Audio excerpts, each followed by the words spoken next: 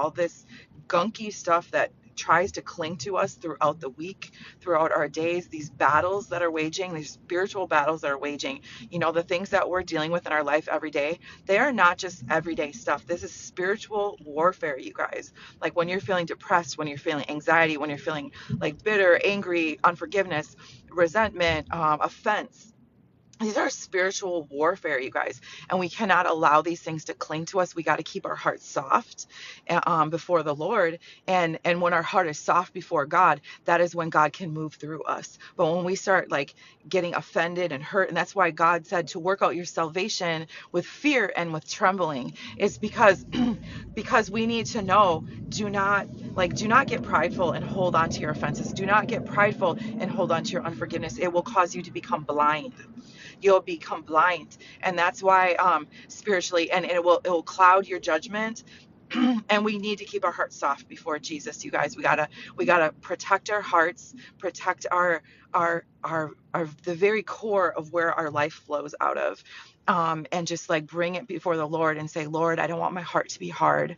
Lord, please help me. Lord, this person has offended me, Jesus. And if the Holy Spirit reveals any part of your life that is not in right order, instead of separating yourself from God and going hiding away from God and cowering in guilt and shame and condemnation for whatever it is that you're getting tripped up by, like whatever visual imagery. I used to have a visual imagery. I don't need it anymore, but I used to I would have to fight condemnation, shame, guilt, all these types of things, depression.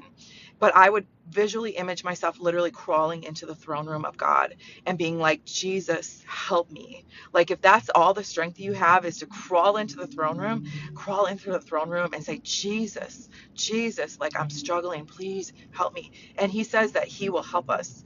Jesus is our high priest. He is our advocate. So when we're screwing up, he's there to advocate for us on our behalf. And that is where we come with Jesus. All of the accusations of the enemy, all of the things that we have screwed up or sinned or anything that's going on in our life, that's where Jesus is over and over and over and over again. Jesus is like our legal representative. When the enemy thinks he has rights to our life because we have sinned, because we have screwed up, because we have done bad things, Jesus is our legal representative. The work of the cross is a legal document that you own.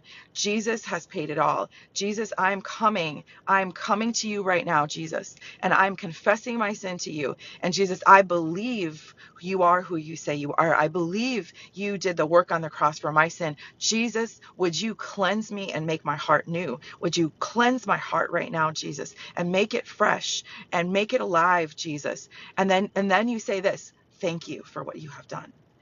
Thank you for what you have done. Don't just grovel. Stand up on your feet and say, thank you for what you have done. I worship you, Jesus. I worship you for what you have done for me on the cross. And then you walk out and you walk in boldness. And if you aren't feeling it, you say, Holy Spirit, I need you. Would you come? I'm not feeling strong. Holy Spirit, would you come and give me a fresh filling? The Bible says, do not be drunk on wine. Be filled with the Spirit of God. Be filled with the Spirit of God. Be filled. Because when you get drunk on wine, here's what happens. You invite depression, anxiety. And in fact, you're inviting chemical imbalance into your physical body when you do that. That is what's happening. The enemy is going to have you physically, mentally, emotionally, and spiritually because it causes depression. Alcohol causes depression in your physical body, and it causes spiritual gates to be opened up to you from the enemy to come in and gives them rights to your life. And so you confess that.